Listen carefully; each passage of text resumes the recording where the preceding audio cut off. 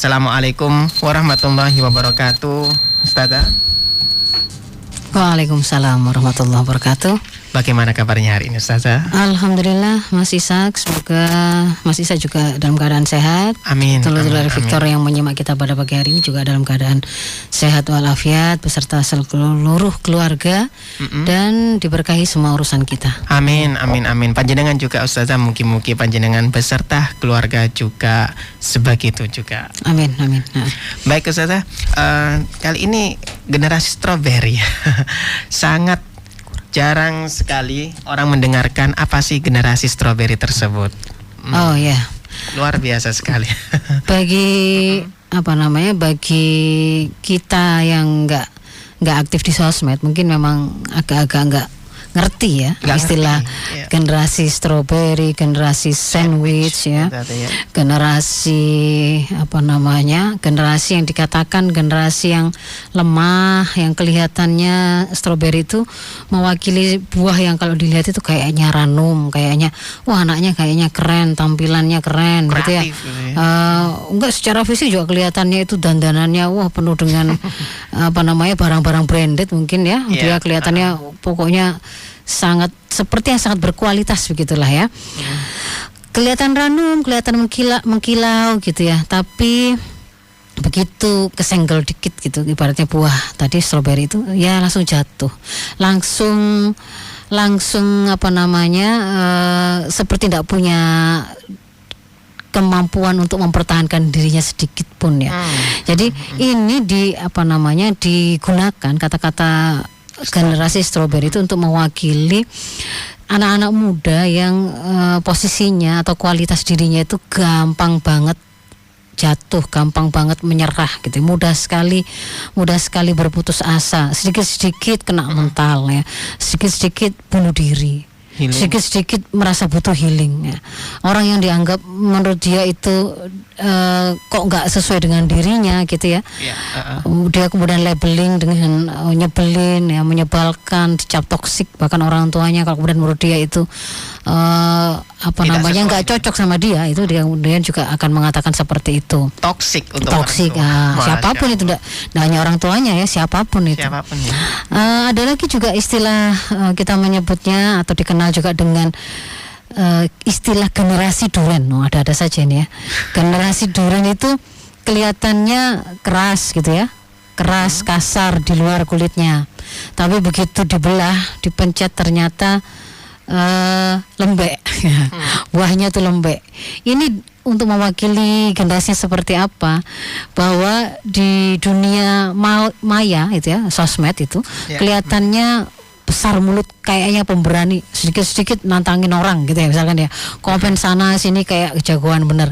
Begitu kemudian di dunia nyata ternyata profilnya itu profil yang lemah, tak berdaya gitu ya. Besar omongnya di media, tapi kalau di dunia nyata dia bahkan tidak pernah ngomong sama orang gitu. Tidak membuka percakapan terlebih dahulu kepada orang, tidak berani begitu. Jadi ini kayak ototnya six pack tapi jiwanya ngondek gitu.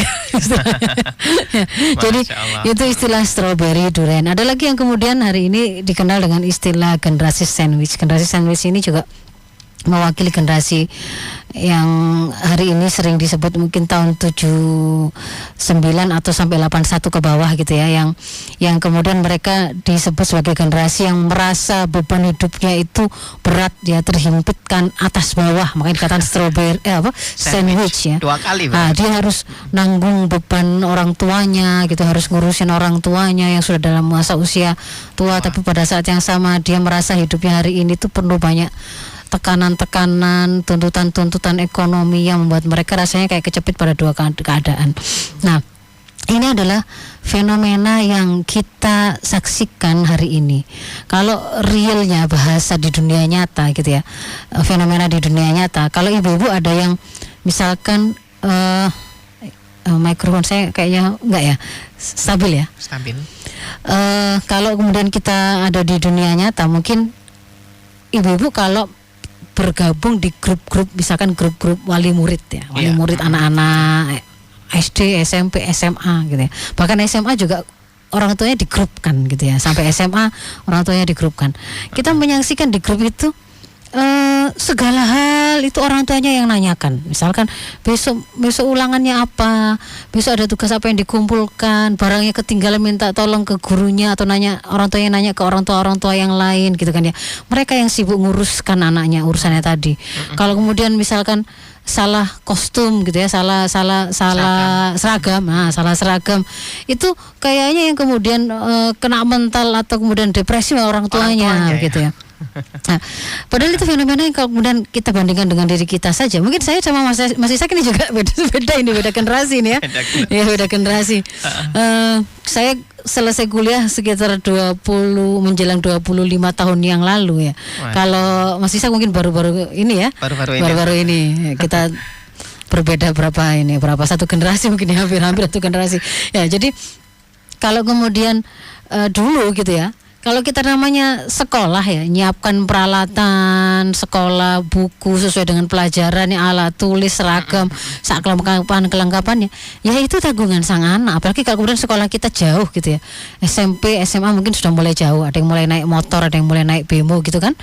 Nah, kalau kemudian salah kostum atau ada yang tertinggal, ya sudah. Ya dia yang kemudian dia kemudian akan bertanggung jawab, entah dia menyampaikan ke gurunya, dia kemudian meminta maaf atau seperti apa ya. Kalau misalkan dihukum ya dihukumlah kan gitu. Dia punya mental untuk menghadapi itu. Lah hari ini itu seperti hilang ya. Bahkan untuk menanyakan ada tugas apa, ada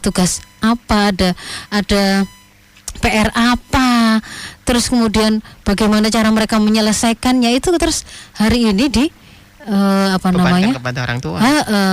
Orang tua yang kemudian melakukan semuanya untuk anaknya gitu ya.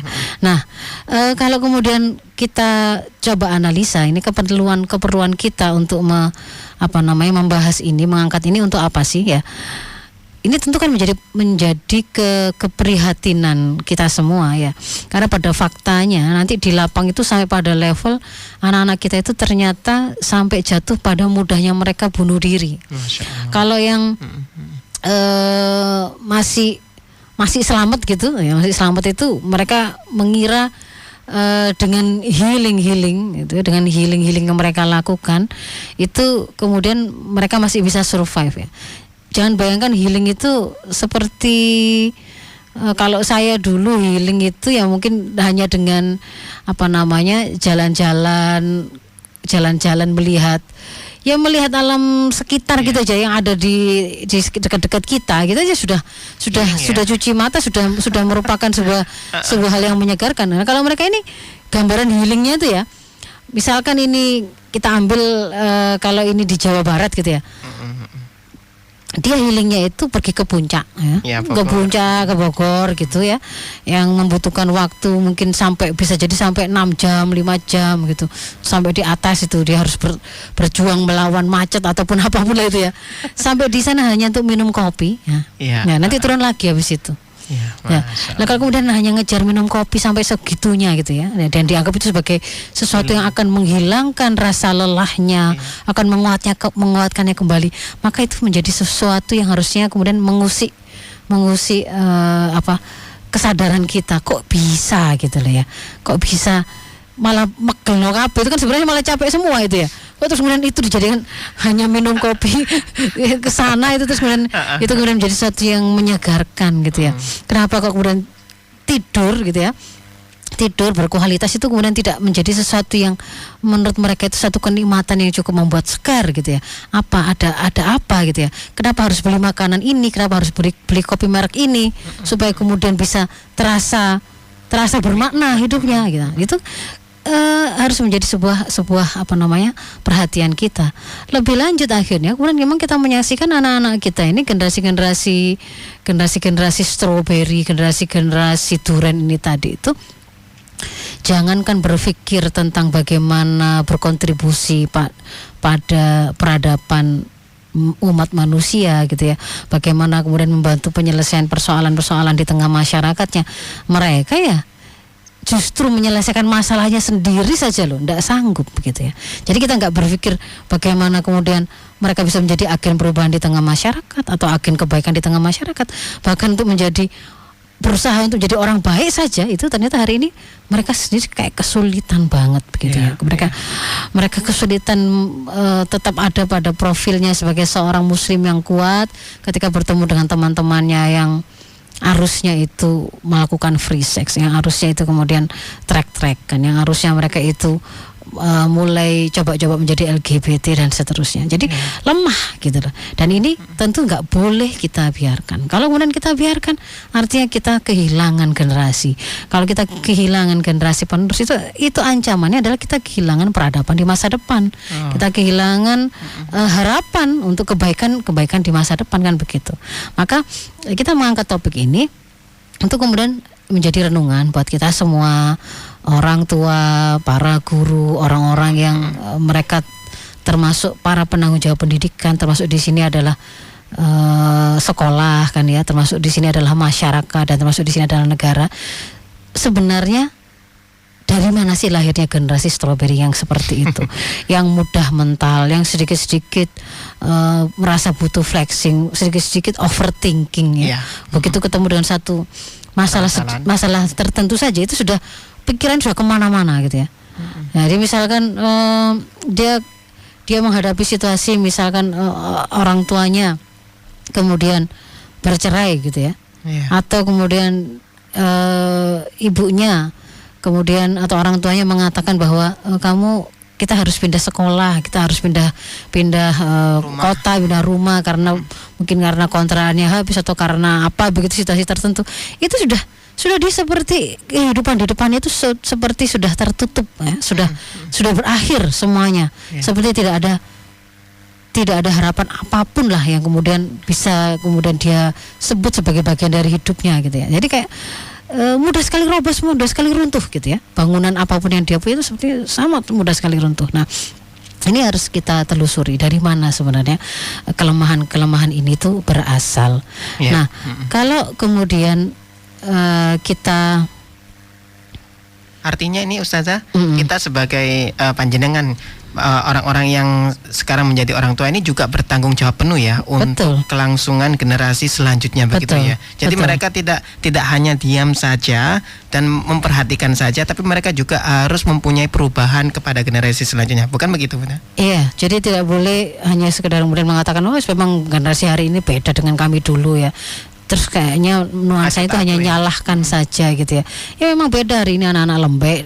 Kita dulu itu dididik itu dengan keras gitu ya. Kalau sama guru kemudian melakukan kesalahan kita diberitahu, diingatkan gitu ya, atau kemudian sedikit dimarahi, itu ya biasa dan tetap tidak membuat kita luntur penghormatan kita pada guru kita. Tapi hari ini sudah langsung motong, langsung minta pindah sekolah. Jadi ada yang kemudian dalam jangka waktu 1 tahun saja minta dipindah sekolahnya ke orang tuanya itu berkali-kali begitu ya. Nah itu karena kalau kemudian didetili bukan karena memang sekolahannya itu yang kemudian salah, anaknya yang kemudian terlalu lembek begitu ya. Nah jadi ini kita mau telusuri begitu ya Mas Ishak ya. Dari mana kelemahan ini? Kalau kemudian saya coba merenung begitu ya, dari mana awal dari kelemahan ini, saya langsung teringat dengan sebuah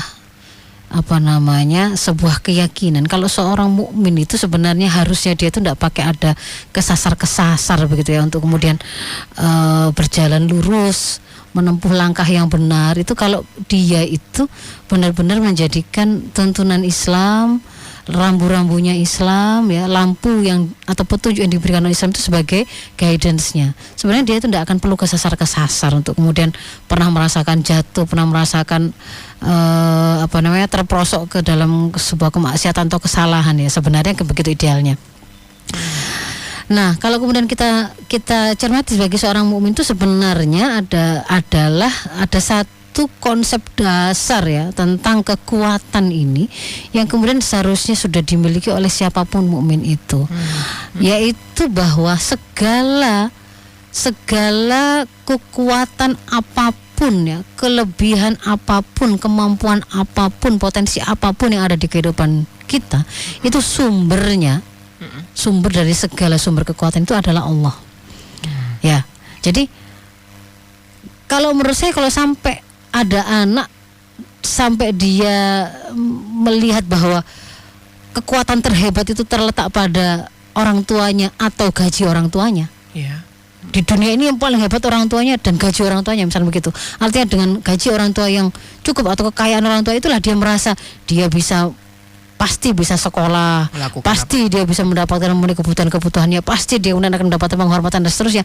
Kalau dia memandang ujung dari kehebatan itu ada pada misalkan kekayaan, pada uang, maka ada kegagalan yang nyata pada proses pembentukan kepribadian sang anak itu, yang itu dilewatkan oleh sang orang tua, yaitu keberhasilan untuk menancapkan keyakinan dan membuat dia itu paham bahwa segala kekuatan, kehebatan, potensi, kemampuan apapun di dunia ini itu ada sumbernya. Sumber asalnya itu adalah keberadaan Allah dan kekuatan yang dimiliki oleh Allah. Masya Allah. Jadi pemilik kehebatan tertinggi, terkuat, yang tidak ada batasannya kemampuannya, itu adalah Allah, begitu loh. Ketika kemudian dia ternyata kok diuji Allah, orang tuanya misalkan meninggal, begitu kan ya. Kalau kemudian anak itu tadi merasanya itu kemudian seperti benar-benar tidak ada harapan sama sekali pada kehidupannya di depan, atau kemudian hari ini kita juga lihat tidak hanya generasi muda ya, ada kan ibu-ibu yang juga beberapa kali itu bunuh diri ya, membunuh anaknya lalu membunuh dirinya karena utang, karena merasa pokoknya ekonomi, begitu ya. Kalau kemudian dia merasa bahwa ini adalah persoalan terbesar, begitu, bahwa kalau sampai orang tuanya meninggal, kalau sampai orang tuanya sudah tidak kerja, itu pasti dia tidak bisa makan, dia tidak bisa hidup, misalnya begitu, tidak bisa hidup. Anak-anak saya juga nggak akan bisa hidup, gitu ya. Saya tidak bisa hidup. Maka pada saat itu berarti dia gagal memahami bahwa sebenarnya dirinya, anaknya, siapapun itu di dunia ini, bahkan hewan melata yang paling kecil sedikit pun yang kita tidak tahu, yang seandainya kalau diumpamakan itu seperti perumpamaan di Quran, hewan kecil berwarna hitam ya, semut kecil hitam berjalan di atas batu hitam di malam gelap, gitu ya. Yang kita bahkan mengabaikan, kita tidak tahu, itu sebenarnya juga sudah ada penjamin rizkinya. Sudah dijamin. Sudah ada rizkinya, ada penjaminnya. Yang kemampuannya itu tidak pernah kita bayangkan untuk memberikan rizki tadi itu. Makhluk yang ada di laut segitu banyaknya. Kalau mau menghitung silakan hitung coba kalau bisa. Makhluk yang ada di darat, makhluk yang ada di udara, makhluk yang ada di dalam tanah. Semuanya itu kita ada atau kita tidak ada, kita kerja atau kita tidak kerja, mereka semua itu juga butuh makan. Dan itu pun mereka itu sudah ada yang menjamin. Kalau kemudian kita pelajari, kita akhirnya mengerti bahwa ada yang namanya mekanisme jaring-jaring makanan, kok sangat rapi ya, gitu ya. Akhirnya ada mekanisme yang buat mereka itu tetap bisa hidup melalui mekanisme yang seperti itu. Itu bagaimana itu ada yang menjamin, bukan kebetulan, begitu loh. Jadi kegagalan pertama yang membuat awal kelemahan profil anak-anak kita itu adalah kegagalan memperkenalkan sumber dari segala sumber kekuatan itu adalah Allah. Ada kemampuan, kehebatan, kekuatan yang itu kalau kemudian kita diberi olehnya, maka akan menjadi sebuah sumber kekuatan yang tidak terbatas, tidak nunggu harus kita beli, gitu loh. Harus kita kita bayar dengan uang, begitu. Kalau kemudian misalkan Allah sang penggerak hati manusia, yang menggerakkan pikiran manusia, yang pasukannya itu bisa juga berupa angin, tanah, udara, gitu kan ya, air, apapun itu. Kalau misalkan Allah menghendaki dia, misalkan ini di tanah tandus, kering, nggak ada air, nggak ada tanaman, nggak ada pohon, seperti kisahnya Nabi Ismail dan ibunya, gitu kan ya. Kalau kemudian Allah menghendaki akan muncul air di situ, sangat bisa, kan begitu kan? Segampang itu. Yang kita tidak tahu bagaimana caranya, gitu kan ya. Atau kemudian misalnya kisah yang kalau hari ini kita menyebutnya dengan mukjizatnya para nabi. Ketika Nabi Musa kepepet dikejar Fir'aun, depannya laut, di belakangnya Fir'aun, sudah kayaknya kalau dalam hitungan manusia kan sudah ada jalan. Kalau pakai pakai pikirannya manusia, dia mau mendesain langkah itu kemana itu sama juga tidak ada, sudah selesai. Anda maju tenggelam atau ya sudah ketemu sama Fir'aunnya. Tetapi kemudian Allah memberi semacam bukti gitu ya, kekuasaan Allah itu bahkan di luar nalar kita. Laut juga bisa dibelah, itu gimana kan, begitu kan ya. Ya seperti itulah, kita tidak pernah tahu kisah perang Rasulullah ketika mengalami pengepungan pada perang Ahzab ya. Di dalam kota ada pengkhianat, di luar itu dikepung berhari-hari, tapi tanpa peperangan sedikit pun kemudian Allah memenangkan kaum muslimin. Kenapa? Allah mendatangkan itu yang namanya pasukan berupa angin yang membuat orang yang di sekitarnya musuh-musuh sedang mengepung itu kocar-kacir tanpa perang, sudah. Jadi kalau anak itu sudah berhasil kita tanamkan bahwa ada Allah yang nggak ada matinya, nggak bisa mati. Ada Allah yang selalu melihat kamu, yang selalu mendengar, meskipun kamu nggak bisa ngomong, dia mendengar apa yang kau inginkan, yang kamu butuhkan. Kalau kamu meminta ud'uni astajib lakum, kalau kamu meminta padaku gitu ya, akan aku penuhi gitu. Maha pengabul doa, maha berkuasa, nggak dibatasi oleh waktu tertentu. Kalau orang tua ada masanya, penjagaan yang bisa dia lakukan. Begitu dia pindah luar kota anaknya, dia tidak mungkin sanggup begitu. Kalau kemudian rezeki juga begitu, ada kekuatan fisik atau uang yang kemudian ada batasnya. Tapi kalau Allah, lawang tanah itu milik Allah. Kalau kemudian Allah menghendaki di situ kemudian ditumbuhkan tanaman-tanaman mulanya tandus, bisa saja kan, begitu kan ya. Allah datangkan kemudian makanan sampai yang nggak masuk akal, tiba-tiba seperti turun dari langit juga pernah kan pada waktu kisahnya Bani Israel.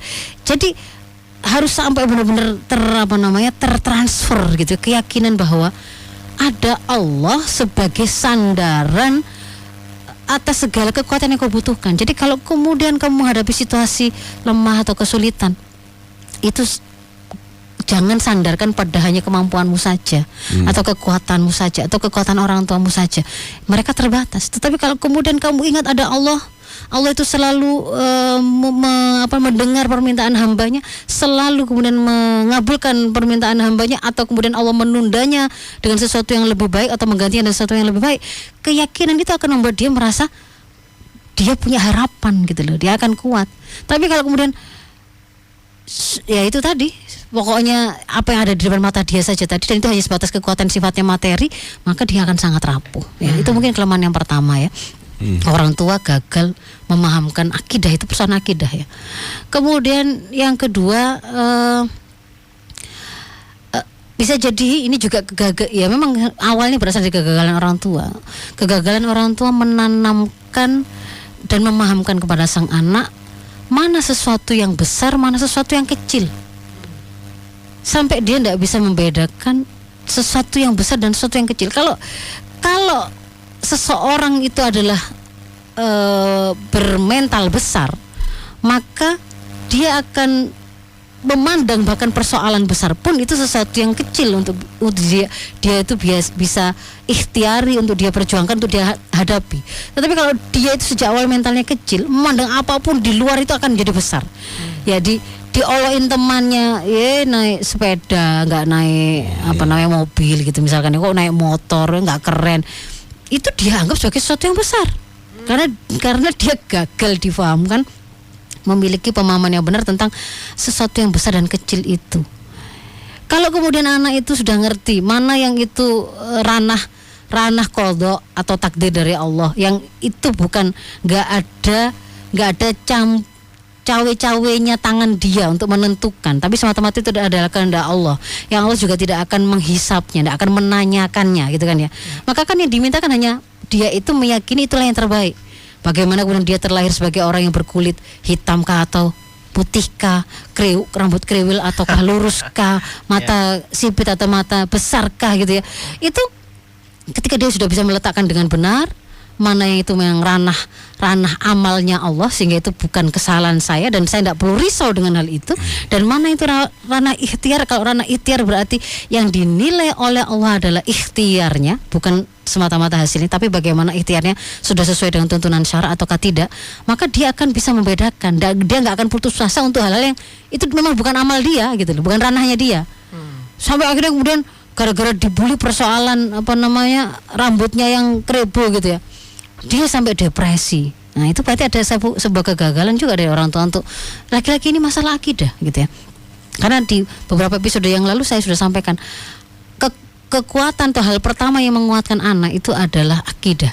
Semakin kuat akidahnya, semakin kuat keyakinannya akan keberadaan Allah Sang Al-Khaliq Al-Mudabbir yang maha segala-galanya itu, dengan pemahaman yang benar, bukan sekedar apalan ya, apalan Asmaul Husna bukan, tapi maknanya itu benar-benar tertransfer gitu ya. Kalau Allah Al-Musawwir gitu ya, yang membentuk manusia. Jadi yang membentuk bayi-bayi itu wajahnya kayak apa itu Allah gitu kan ya. Maka dia tidak akan kemudian nyalahkan kenapa bapak saya begini, kenapa kok bapak saya dulu berburu ini, misalnya begitu. Nah, ya kok pesek-pesek sehingga akhirnya dia sibuk mengganti wajahnya dan seterusnya. Nah, itu masalah akidah gitu ya.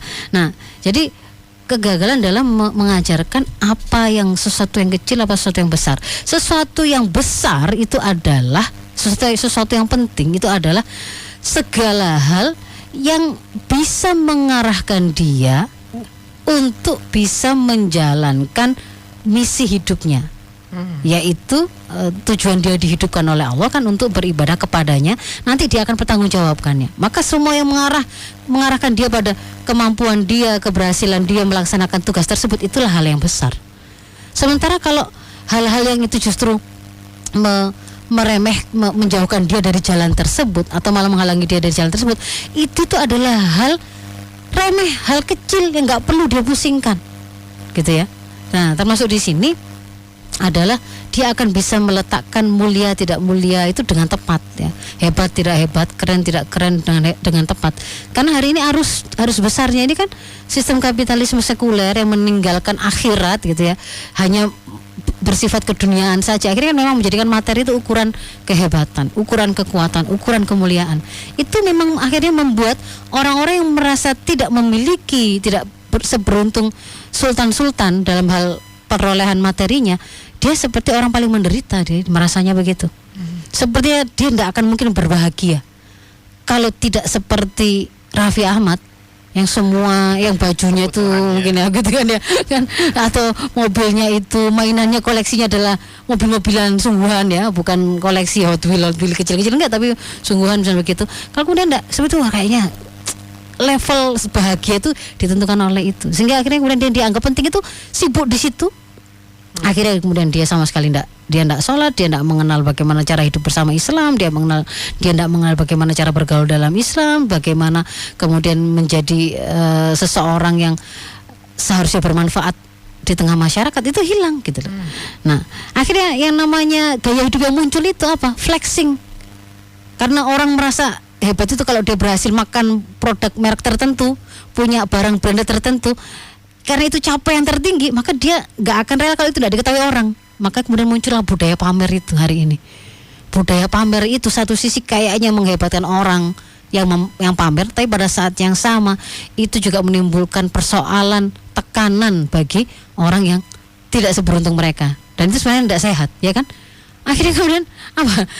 Yang sana flexing yang sini lah, makan saja ndak bisa gitu loh, kan gitu kan ya. Situ kayak menghambur-hamburkan uang, akhirnya malah terjadi konflik, kecemburuan sosial dan seterusnya. Nah, itu yang kedua ya, kegagalan untuk meletakkan pemahaman apa yang besar, kecil, mulia, hebat itu sebagaimana yang seharusnya. Yang berikutnya adalah, yang lain adalah saya pada tataran bukan semata kognitifnya gitu ya. Kalau saya lihat itu juga kegagalan menyiapkan anak memiliki kemampuan mengambil keputusan, karena segalanya tadi itu orang tuanya ikut campur tadi loh, selalu siap sedia untuk membackup semua kebutuhan anak, dan kalau mereka punya persoalan langsung turun tangan langsung. Jadi anak tidak diberi kesempatan pernah merasakan akibat dari kesalahan yang dia lakukan. Tanggung jawab itu dia tidak tahu, karena dia selalu punya orang yang diandalkan. Nah, itu sebenarnya persoalan sifatnya skill ya, life skill itu berawal dari sejak anak-anak, sejak usia dini, tidak semata-mata pada waktu sudah besar begitu. Jadi kalau semua hal kita tackle, orang tua itu kemudian punya prinsip, saya nggak ingin anak saya itu repot, tugas dia hanya sekolah saja, belajar saja, tidak usah memikirkan hal-hal lain gitu ya, maka pada saat itu kita malah justru merancang kelemahan anak. Nah, ya, bukannya malah menghebatkan dia, malah kita sedang melemahkan anak kita. Ya. Kemudian yang berikutnya itu ya, jadi termasuk kegagalan menyiapkan anak untuk, kalau tadi itu ya mandiri, bertanggung jawab ya, bertanggung jawab, termasuk mengambil keputusan, memutuskan itu loh ya, memutuskan, punya keberanian, kepercayaan diri untuk bersikap sebagaimana yang dia pahami. Jadi kalau dia yang awal tadi itu aspek kognitif atau pemahamannya yang memang ternyata gagal tertransfer, yang sekarang ini tuh kegagalan dalam skill memutuskannya. Misalnya begini, kalau misalkan kita ketemu gitu ya di sosmed itu orang-orang yang toksik dalam arti komentar itu bisa gak karu-karuan ya, komentar itu bisa sampai pokoknya tadi itu ya, ada generasi durian itu kan juga gaya-gayanya tuh kayak hebat-hebato gitu kan ya, sampai itu menyakiti orang, memang toksik gitu ya. Kalimat-kalimatnya itu menghinanya tuh sampai detail gitu ya. Ya berat badan dibahas, ya bentuk alis, ya bibirnya, ya giginya, semuanya dibahas gitu ya. Nah, yang seperti ini itu sebenarnya kita itu punya kemampuan untuk menghentikan diri kita terpengaruh oleh itu, mendengarkan itu. Misalkan kalau itu dalam sosmed atau pertemanan, kan kita bisa unfollow, kita bisa blokir, bisa kita hapus, bisa kita kemudian mungkin malah tutup akun gitu ya. Nah, yang seperti ini tuh kayaknya itu tidak bisa gitu ya, tidak ada jalan, tidak bisa dilakukan oleh anak-anak kita. Kalau dalam pertemanan yang sifatnya nyata, kalau misalnya teman-teman kita itu adalah orang-orang yang rusak, anak-anak kita itu teman-temannya itu tidak baik, dia itu harusnya tuh punya keberanian untuk meninggalkan mereka. Tiap hari dibully, tiap hari diajarin hal yang nggak benar gitu ya, bahkan dipaksa, bahkan dijadikan bulan-bulanan hanya itu dimanfaatkan. Kok masih tetap dipertahankan? Nah, di situ ada kelemahan yang dia pertahankan. Itu berarti ada ketidakmampuan dalam menakar sesuatu itu sesuai dengan faktanya, ketidakmampuan mengendalikan rasa takut gitu kan ya, ketidakmampuan memutuskan sesuatu. Dia tidak memiliki keberanian untuk mengambil resiko. Nah, itu juga sebenarnya kan secara kognitif yang diajarkan oleh orang tua, secara life skillnya itu juga disiapkan gitu loh. Jadi kayak baju gitu ya, jangan kemudian sudah langsung disiapkan, itu sudah mama siapkan di kamarmu, baju untuk bermain, baju untuk les, baju untuk sekolah. Jadi dia juga tidak pernah punya kepikiran saya itu pengen pakai baju apa gitu kan ya. Karena semua desainnya itu sudah disiapkan. Jadi dia tidak pernah punya pikiran mengambil keputusan sendiri, memilih sendiri. Masakan juga begitu, tidak pernah kemudian ada misalnya kalimat satu saat dia ditanya pengen apa hari ini, kamu ibu nggak masak, terserah kamu mau makan apa, dengan kamu mau bikin sendiri kah atau apa itu tidak pernah ada situasi yang semacam tantangan bagi dia untuk kemudian belajar memutuskan gitu loh, belajar memilih, itu tidak pernah ada misalkan. Maka yang seperti itu adalah ketidaksehatan, ketidakbaikan ya, itu kita melemahkan. Nah, terus itu dari si rumah ya. Hari ini kemudian itu di backup dengan fenomena yang membuat lemah generasi kita, itu adalah fenomena di tengah masyarakat itu yang muncul budaya konsumerisme, matre, dari itu sampai kemudian flexing ya. Orang itu tadi seperti itu, dan itu juga dipengaruhi oleh peran negara yang memang kemudian mulai terhadap hal-hal yang menguatkan generasi dan apa yang kemudian seharusnya mereka lakukan. Mungkin itu dulu sebagai prolog, Mas Ishak dan Mas Helmi. Jadi generasi durian strawberry ini munculnya kan lewat medsos, dan gaya hidup medsos itu sekarang kita tahu seperti itu, pamer kekayaan dan sebagainya dan macam-macam.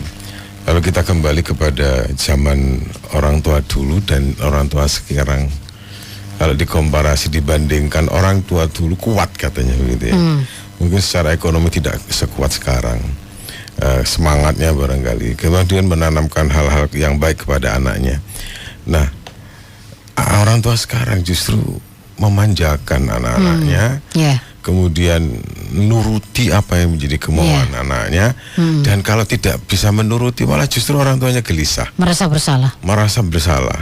Nah itulah, jadi sebenarnya penyebabnya ini apa kalau boleh saya katakan lebih pada orang tua yang baper gitu ya. Betulkah begitu, Ustaz? Iya, berawal dari kalau tadi saya mengatakan bahwa anak-anak itu gagal memiliki pemahaman yang benar tentang sesuatu yang besar dan kecil itu yang bagaimana, hebat dan tidak hebat itu yang seperti apa. Itu sebenarnya berawal dari orang tua yang salah, yang dia sendiri ternyata gagal memiliki pemahaman yang benar tentang hebat itu bukan anaknya itu kalau semua kebutuhan materinya itu terpenuhi dengan barang-barang branded. Enggak hebat. Kadang-kadang orang tua juga ya dia mengira begitu. Palsu. Nah, begitu. Jadi akhirnya kan karena dia sendiri, kenapa kok dia gagal memahamkan anak tentang hal itu? Karena dia sendiri gagal memahami itu. Kan gitu kan ya. Dia sendiri itu tidak bisa gitu ya. Dia mengira memang kekerenan itu terletak di situ, sehingga kemudian gaya hidup hedon ya, gaya hidup hedonis itu kemudian berkelindan dengan di tengah masyarakat yang flexing tadi itu muncul. Sudahlah hidup itu untuk senang-senang, nggak ada orientasi ke akhirat. Lalu kemudian di sana sini itu muncul orang pamer dan pamer itu dianggap yang hebat. Itulah yang dianggap yang keren, itu dia dianggap yang mulia, itu kan itu. Maka kemudian mereka sampai akhirnya memenuhi gaya hidup itu, bukan kebutuhan loh ini ya. Itu bahkan dengan cara gaya utang, ya. Gaya hidup lifestyle, bukan kebutuhan hidup, bukan kebutuhan, tapi keinginan atau hanya untuk gaya saja. Dia pengen terlihat wah di mata orang, terlihat keren, terlihat mulia, terlihat kaya lah gitu. Itu dia sampai padahal nggak mampu, utang, sampai kalau perlu pinjol kan begitu kan ya. Akhirnya apa ya, menyengsarakan dirinya sendiri. Ketika dia seperti itu, ya dia nggak akan bisa membentuk mental kepada anak-anaknya. Jangan takut miskin, nggak bisa, susah orang yang begitu. Orang tuanya takut mati, ngajari anaknya jangan takut mati nak dalam membela kebenaran.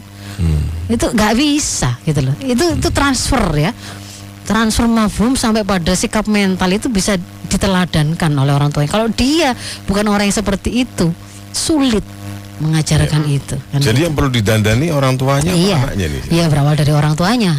Ditaubati harusnya nih kesalahan ini. Tapi ini kan sudah kandung lahir ini. Anak-anak yang ya sudah begini nih situasinya gitu ya. Jadi sama-sama gitu ya. Taubat bersama-sama. Mengembalikan pemahaman yang harusnya dia punya, keyakinan yang harusnya dia punya, akidah, pemahaman terhadap syariah. Syariah kemudian mengajarkan kita itu boleh kaya, sekaya apapun. Para sahabat yang kaya-kaya itu kalau mau dipakai ukuran Sultan hari ini itu juga masih kayaan mereka. Abdurrahman bin Auf, Utsman bin Affan itu kan sampai hari ini sudah berapa ratus tahun berlalu dari meninggalnya mereka. Itu namanya wakaf itu kan masih nyumber sampai bisa untuk sampai sekarang kan, sampai bisa digunakan untuk menyangoni orang-orang haji gitu kan ya, sampai kemudian bisa membiayai kampus yang sekolahnya itu bisa untuk ngasih beasiswa anak-anak dari seluruh dunia loh. Itu tinggalan dari beliau yang sudah ratusan tahun, ribuan tahun yang lalu. Gak adanya itu. Nah orientasi kayak begini kan hari ini tuh gak ada gitu. Kita diajari untuk disuruh kaya, dan itu difasilitasi oleh sistem Islam. Dibolehkan untuk orang itu kalau memiliki kemampuan untuk memenuhi kebutuhan bukan hanya primer, sekunder, tersier, dibolehkan. Mau sekaya apapun boleh, tapi tidak memenuhi hatinya. Itu. Jadi dia tidak tercantol dengan hartanya tadi gitu ya. Dia tidak ketonyan kalau bahasa Jawa ya. Tidak tahu kalau bahasa Indonesianya apa ya. Gitu. Ya. Kita break dulu. Dulu ya. Ya. Yang selalu bikin kita hanyalah satu. Yang selalu bikin cinta hanya El Victor. Ya, sudah masuk beberapa pertanyaan. Ya, ada sisa waktu 7 menit. Setelah kita lanjut ya. Ya, silakan. Ya. Tadi katanya ada ini dialog.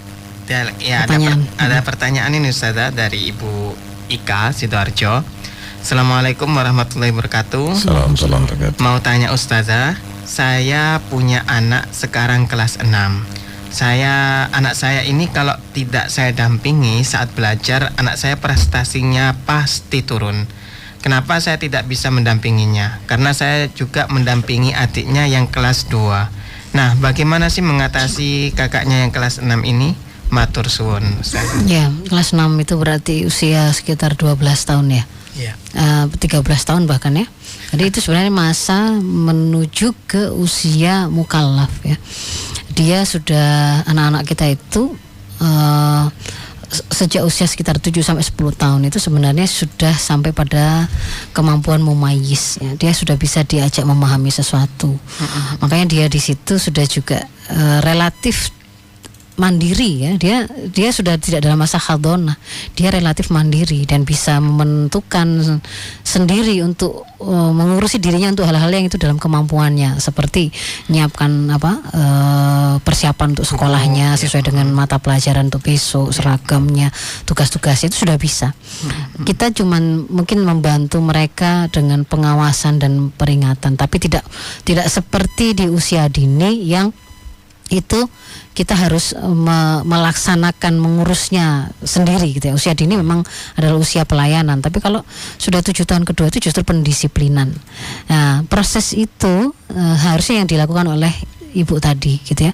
Jadi usia 7 tahun kedua, yaitu 7 tahun sampai 14 tahun, itu sebenarnya masa menawan anak dalam kedisiplinan. Itu berarti kita mulai perkenalkan yang namanya tanggung jawab, tugas-tugas, beban-beban hukum sebagaimana yang diajarkan oleh syariah. Itu harus kita ajarkan apa adanya, sambil kemudian kita bantu dia menyiapkan dirinya, kemampuannya, potensinya untuk bisa melaksanakannya. Misalkan gini, kan disuruh mengajarkan sholat ya kan sejak usia 7 tahun. Sholat itu kan apa adanya sesuai tuntunan syariah, itu subuh ya berarti pagi hari itu kan, pagi subuh itu, zuhur ya di jamnya, asar juga begitu sampai isya seperti itu. Nah, kalau misalkan kemudian hal yang akan membantu anak untuk mudah bangun subuh, mampu bangun subuh, itu dia itu pasti belum mengerti caranya.